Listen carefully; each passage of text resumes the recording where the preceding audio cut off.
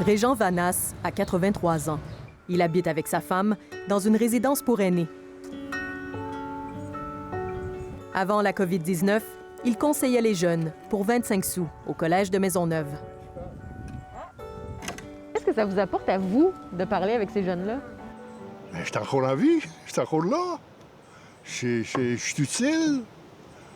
Il n'y a rien de pire pour une personne âgée d'être inutile. Rien de pire que le printemps amer de la pandémie, prisonnier dans sa tour de la rue Sherbrooke. François Legault a forcé le confinement des personnes âgées après des éclosions massives dans les CHSLD et les résidences. On nous a embarrés, là. Je veux dire, tu sais, là, tu sors plus du site, là. Qu'est-ce que j'ai fait, moi, là? Tu sais, pas toto, là. Fait que, non, c'était l'infantilisation totale.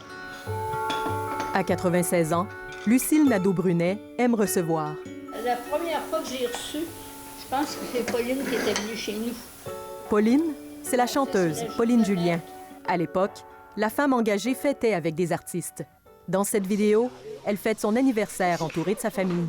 Et les femmes de ma génération, on n'a pas été libres comme je l'ai été. Une femme érudite, piquée au vif par le sort qu'on a réservé aux personnes âgées durant la pandémie. Ça a été une révolte intérieure. J'ai dit, ça se peut pas qu'on ait accepté de bâtir un Québec comme ça.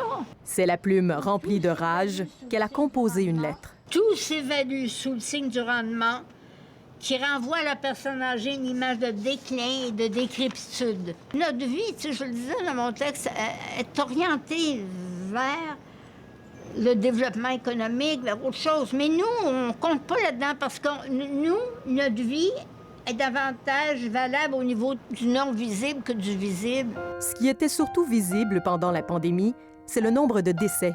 Plus de 5 400 personnes sont mortes de la COVID-19 au Québec. 9 personnes sur 10 avaient 70 ans et plus, dont la majorité habitaient en CHSLD ou en résidence. Est-ce que vous avez l'impression que le Québec a abandonné ces vieux?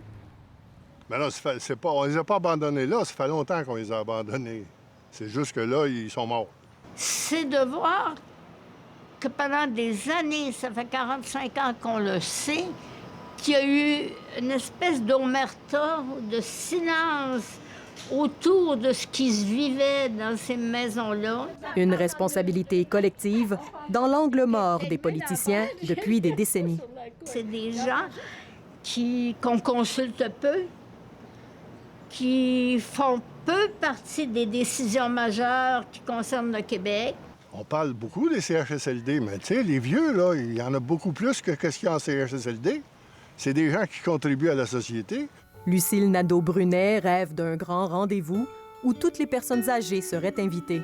C'est une politique du vieillissement, puis regrouper à la grandeur de la province nos aînés pour leur demander ce qu'ils veulent comme milieu de vie, où ils veulent s'épanouir dans les premières dernières années qui leur restent. Monsieur Vanas, Oui, pour 25 sous, oui. un conseil au premier ministre. C'est consulter les vieux. Demandez-leur ce qu'ils ont besoin. Et peut-être que vous avez plus de chances de rencontrer leurs attentes. Ici Marie-Josée Paquette-Comeau, Radio-Canada, Montréal.